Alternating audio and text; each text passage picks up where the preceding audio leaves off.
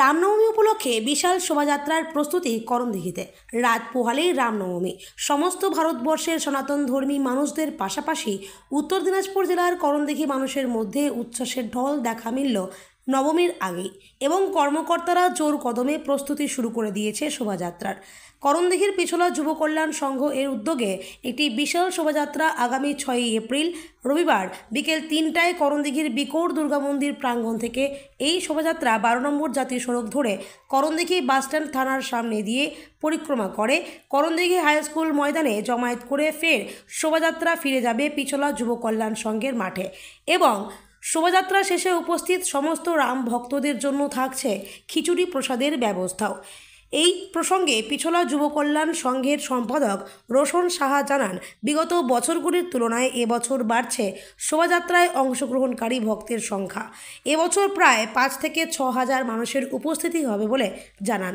তবে এই আয়োজনে সাম্প্রদায়িক সম্প্রীতি বজায় রেখে ভ্রাতৃত্ব ও শান্তির বার্তা ছড়িয়ে দিতেই উদ্যোগ এবং সমস্ত রকম প্রশাসনিক নির্দেশিকা ও নিয়মনীতি কঠোরভাবে অনুসরণ করার সিদ্ধান্ত গৃহীত হয়েছে।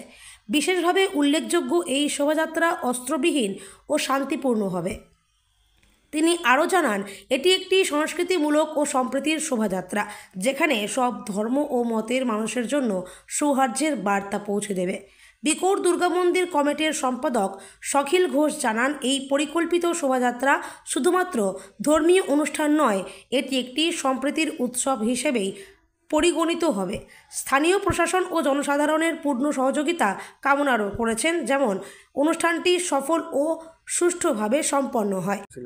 আগামী 6 তারিখ শ্রী রামচন্দ্রের জন্মদিন উপলক্ষে আজকে প্রস্তুতি সবার জন্য সবাইকে ডাকা হয়েছে।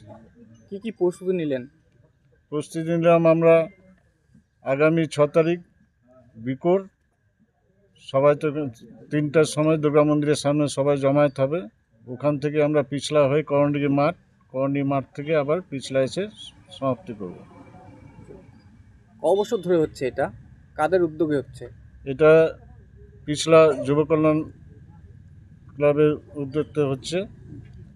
4 বছর। ক বছর ধরে গত 4 বছর ধরে এটা হচ্ছে। এবার নিয়ে পঞ্চমতম। এবার নিয়ে পঞ্চমতম। গত বছর থেকে এই বছর কত লোকের ভক্তের আয়োজন রয়েছে? এবছর আমরা প্রায় 5 থেকে 6 হাজার লোকের আয়োজন করা হয়েছে। আচ্ছা, এই র্যালিতে কোন কোন এলাকার মানুষ থাকতে পারে? এই আশেপাশে করণদিঘি, পিছলা, বিকোর, কদমতলা, শিমুলতলা, বেলগাছি, পাণ্ডেপুর, এইসব আশেপাশে সব গ্রাম থেকে। প্রশাসনিক কতটা নির্দেশ পেয়েছেন? প্রশাসনিক যা নির্দেশ দিয়েছে তা আমরা অক্ষরে অক্ষরে পালন করব। যেরকম কোনো অস্ত্রশস্ত্র ব্যবহার করা যাবে না, কোনো নেশাগ্রস্ত লোক যেন মিছিলে না থাকে, তার জন্য আমাদের নজর থাকবে। আচ্ছা, এই র্যালি কোথা থেকে জমায়েত হবে? জমায়েত হবে বিকোর দুর্গা মন্দিরের সামনে। ওখান থেকে আমরা ঠিক 3টার সময় বিকোর, ওখান থেকে আমরা র্যালি করে করণদিঘি মাঠ থেকে পিছলা এসে খিচুড়ি প্রসাদ বিতরণ হবে, এখানে সমাপ্ত হবে। কি বার্তা দেবেন? বার্তা দেব আমরা এটি কি, যেন আমরা সবাই একক হয়ে এই পদযাত্রায় সামিল হতে পারি। সবারই কাছে আমাদের সেটা অনুরোধ থাকবে, সবাই যেন ঠিক 3টার সময় আসে। আপনার নাম? আমার নাম সখিল ঘোষ। সংগঠনের কোন দায়িত্বে রয়েছেন? আমি সংগঠনের সম্পাদক। আজকে আমাদের বৈঠক ছিল প্রভু শ্রী রামচন্দ্রের জন্মদিন উপলক্ষে, যে শোভাযাত্রা আমরা ডেকেছি আগামী 6 তারিখ রবিবার, তারই আমরা প্রস্তুতি সভা ডেকেছিলাম। আজকে কি কি আলোচনা হলো এই সভাতে? আলোচনা হলো আমরা ম্যাক্সিমাম লোক যাতে আমরা জোগাড় করতে পারি, ম্যাক্সিমাম লোক যাতে আমাদের এই শোভাযাত্রায় যোগদান করতে পারে। কত লোকের সভাতে আয়োজন রয়েছে? এবার 5 থেকে 6 হাজার লোক হতে পারে এবার আমাদের আইডিয়া। আর কি কি আয়োজন রয়েছে আপনাদের? কি প্রস্তুতি নিচ্ছেন? প্রস্তুতি প্রত্যেকবার তো আমরা এই পিছলা যুব কল্যাণ সংঘের প্রাঙ্গণ থেকে হাই স্কুল মাঠ ঘুরে আবার এখানে এসে শেষ করি, কিন্তু এবার আশেপাশের সব গ্রাম মিলে এবং বিকোরবাসীর উদ্যোগে এবার বিকোর দুর্গা মন্দির প্রাঙ্গণ থেকে আমরা এবার শুরু করব। সেখানেই জমায়েত স্থান আমাদের, সেখানে জমায়েত হয়ে বিকেল 3টার সময় ঠিক সেখান থেকে বেরিয়ে আমরা হাই স্কুল মাঠ ঘুরে আবার পিছলা যুব কল্যাণ সংঘের প্রাঙ্গণে খিচুড়ি প্রসাদ বিতরণ করে এটা শেষ করব। গত বছর থেকে এই বছর সরকারি কোনো নির্দেশিকা পালন মানে নির্দেশিকা কোনো চেঞ্জ হয়েছে, পরিবর্তন হয়েছে? প্রত্যেক বছরই আমরা সরকারি নির্দেশ যেটা দেয় সেটা নিয়মমাফিক আমরা করে থাকি।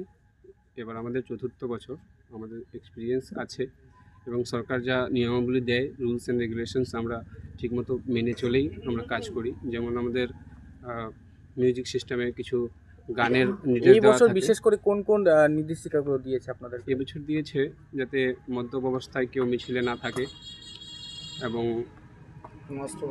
কোনো অস্ত্র ব্যবহার করা যাবে না, সেটা আমরা মেনেই চলি এবং সাম্প্রদায়িক সম্প্রীতি যাতে বজায় থাকে সেগুলো গান বাজানোর জন্য আমাদের বলা হয়েছে এবং সেগুলো আমি করবো। আমরা কোন দায়িত্বে রয়েছেন?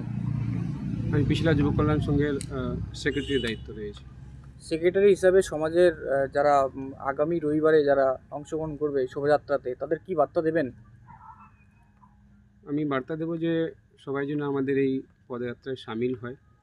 এটা একটা ধর্মীয় পদযাত্রা। প্রভু শ্রী রামচন্দ্র আমাদের ভগবান, আমাদের পূর্বপুরুষও মানতে পারেন।